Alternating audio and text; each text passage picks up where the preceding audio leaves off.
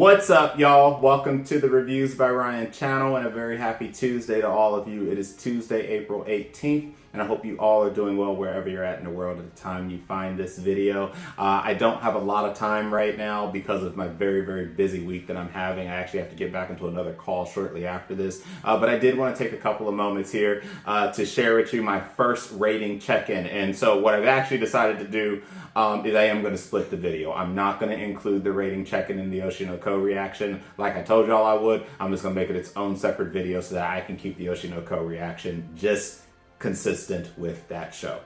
So, as you guys did see in my first spring rating check-in, I gotta tell you, wow. The conversation of the week has been Oshi. And what a revelation that first episode, that first movie was. Because let's not sugarcoat anything. That was a damn movie. It was incredible. It was a 20 out of 10 introductory episode. I definitely believe that this was genuinely one of the best, if not the best, anime we've gotten to date, focusing around the entertainment industry and how awful the entertainment industry actually can be. And again, I'm saying that just off of one episode, so things could definitely change for better or worse as the season goes along. But needless to say, you guys know how the community has felt about Oshi. Oshi came in steamrolling its way into the hearts and minds of everyone. I was an absolutely fantastic, phenomenal character, and I'm very sad that they freaking idly prided me again, because we lost her, and unlike idly pride, in this case, we lost her to murder, and because of the toxicity of the entertainment industry as a whole. I really like, though, the presentation that they gave, not even just around Ai, but Aqua and Ruby, watching them with their reincarnated selves as they get used to their lives, watching the inner conflicts that are getting ready to shape up. I'm going to talk more in detail about some of my concerns that I have as we get into the second episode and beyond with Oshi.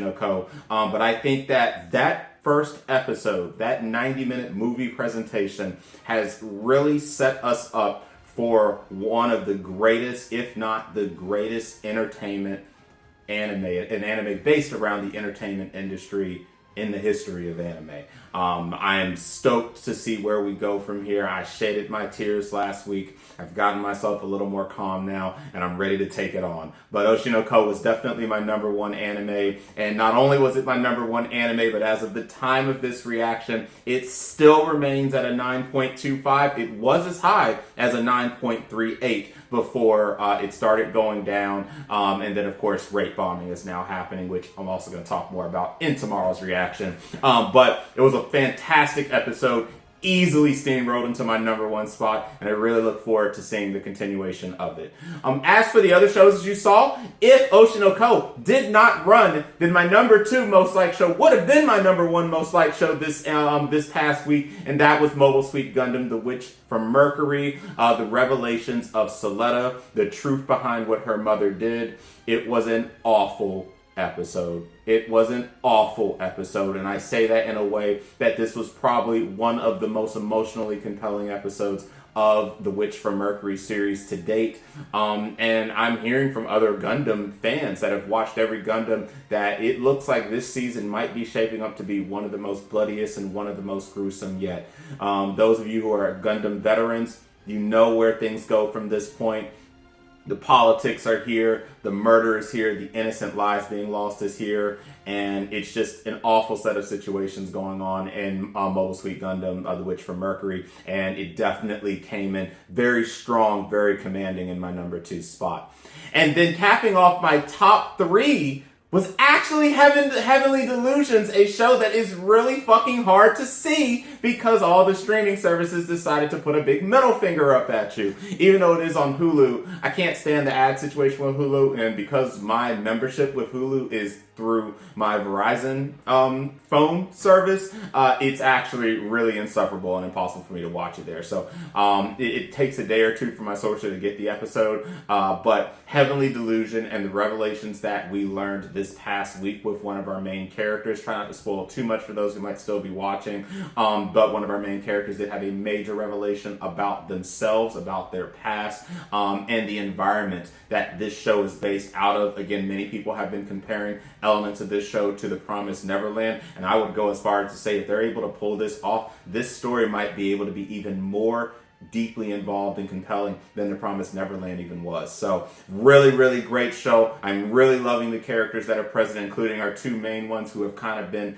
trying to explore. They're not so much exploring with each other, but she's tagging on right now with him as he is progressing through the environment that they're in now. It's been just a really fun show to watch, and if you are watching it, I hope you're enjoying it. If you're not watching it, you need to watch it. So Oshi, The Witch from Mercury, and Heavenly Delusions are my top three in that order. We have a couple of shockers here, and this in my number 4 spot again, I knew that was going to be the case. Insomniacs After School. That show really gives me Call of the Night vibes. Maybe not without the vampires and everything, but it definitely gives me Call of the Night vibes. Really homey, down to earth, really comfortable show. Such a natural flow with the main characters in that show as we've gone through the first set of episodes, and it's been a hell of a fun show to watch. We just had a really, really nice episode the other day, and really have been enjoying it. Alno Orchestra, otherwise known as Blue Orchestra, is unfortunately an anime that is not available on any legal streaming service in the West. Awful. So I've had to watch it via other means, and what a disservice, because it is one of my top 10 shows. Again, last week, I'll be honest, the first episode, it wasn't even in my top 10, but then this second episode has now moved it into my top 10. Our two main characters that we are following so far, including our girl that we found out recently is being bullied, and has been bullied throughout the entire duration of her school life so far. It's funny that a show with Orchestra would include elements of bullying, bad home situations, and whatever else they're going to bring out to us. But it's been a really great watch so far. I'm really compelled. I'm really involved. I'm having a great time with it. And I'm looking forward to watching the growth of these characters as they continue to progress through their middle school lives, through the orchestra and through dealing with the issues that they have to deal with from their past, especially our main male MC, who, as you know, he is going through a situation of a divorce that happened with his family as a result of a very popular musician who ended up cheating on his wife. So a lot going on in Alno Orchestra right now. I think it is a very big disservice that the show is not on any of the main streaming platforms, and I get it, mainstreaming platforms only want to prioritize the things that are going to sell, but it's a huge disservice, and I would encourage you guys, if it does come and become legally available, give it a watch. Wonderful show. In number 6, Hell's Paradise.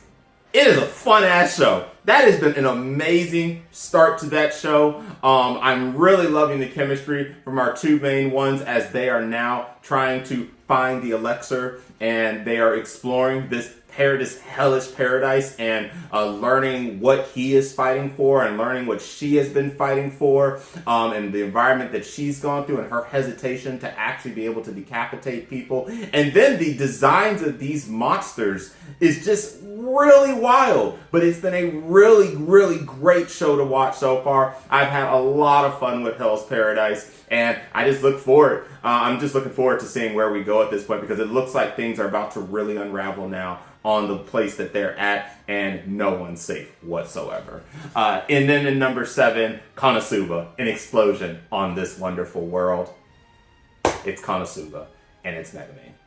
There's not much more to say. The show has been everything I could have wanted it to be up to this stage. And while, unfortunately, I cannot put it above the other shows that I've already mentioned, because this story is a little more subtle, a little more comical, a little more less serious than the other stories that I'm watching right now, this KonoSuba has definitely come back strong, and I've really enjoyed the anime so far. And just like I did with the main show, I look forward to seeing it week by week and giving me my good laughter at the end of the day.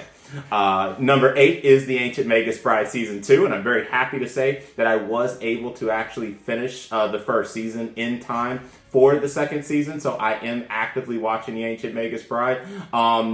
And I gotta tell you guys, one thing I really love about that show, and I loved about the first season, is they really take the time and energy to present the story, the environment, the characters, for you to really get to know everything that's happening, all the little nuances and everything. And it's just been such a joy. You know the stakes are incredibly high. Our girl now has curses, more curses.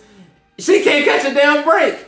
And it's just, she has gone through such an awful set of circumstances up to this point. Yet, again, being that she was a throwaway from the beginning and was sold off and purchased and everything, she has really come a long way up to this point of this story, being able to both accept what she has accepted and accept her own circumstances too. And I will say that the beginning of this season is definitely intriguing, where now she's obviously at the magic school now, and she is going to be getting adjusted and acquainted with her roommate and basically being in school life now. And I really, really am looking forward to watching as this show continues to progress. And it was a really, really great start to this season so far.